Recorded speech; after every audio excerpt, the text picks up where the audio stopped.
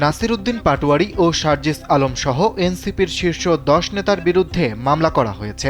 হবিগঞ্জে এনসিপির কেন্দ্রীয় মুখ্য সমন্বয়ক নাসির উদ্দিন পাটোয়ারি এবং উত্তরাঞ্চলের মুখ্য সংগঠক সার্জিস আলম সহ দলটির 10 নেতার বিরুদ্ধে হত্যা চেষ্টা, মারধর, ভাঙচুর ও ছিনতাইয়ের অভিযোগে মামলা দায়ের হয়েছে। তবে একই ঘটনাকে কেন্দ্র করে এর আগেই ছাত্র দলের বিরুদ্ধে হামলার অভিযোগ তুলেছিল এনসিপিও। ফলে এক সংঘর্ষকে ঘিরে পাল্টাপাল্টি অভিযোগে নতুন করে সরগরম দেশের রাজনৈতিক অঙ্গন।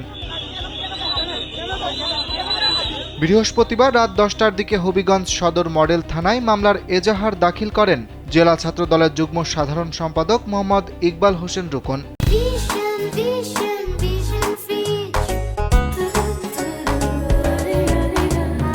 মামলায় এনসিপির 10 নেতার নাম উল্লেখের পাশাপাশি অজ্ঞাত পরিচয় আরও 40 থেকে 50 জনকে আসামি করা হয়।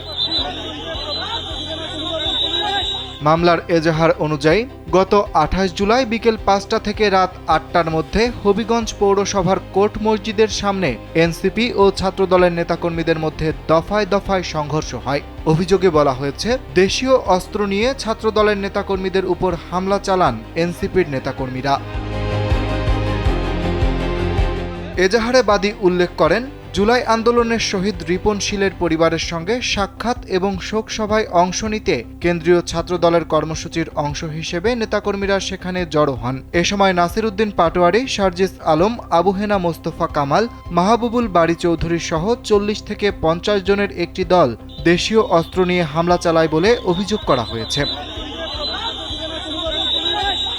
হামলায় জেলা ছাত্রদল নেতা মাহফুজ চৌধুরী, মোজাক্কির হোসেন ইমন সহ কয়েকজন আহত হন।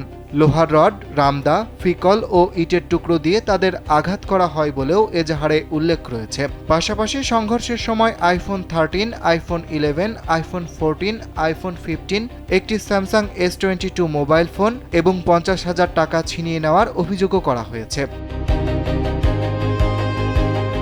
মামলার আসামি করা হয়েছে নাসির উদ্দিন পাটোয়ারি, সার্জিস আলম, নূর আলম চৌধুরী, ফখরুল জাকির, আব্দুল হাই কামাল, রুহাম গাজী, মাহবুবুল বাড়ি চৌধুরী মুবিন, নাহিদউদ্দিন তারেক, আবু হেনা মোস্তফা কামাল ও ওয়াদুদ মাহমুদ চৌধুরীকে।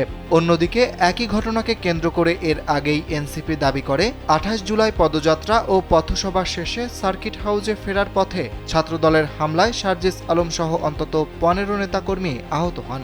দলটির দাবি, হামলায় তাদের এক কর্মীর একটি চোখ নষ্ট হয়ে যায় এবং কয়েকটি সংবাদ মাধ্যমের গাড়িও ভাঙচুর করা হয়। অরিত্র বাসু, কালবেলা।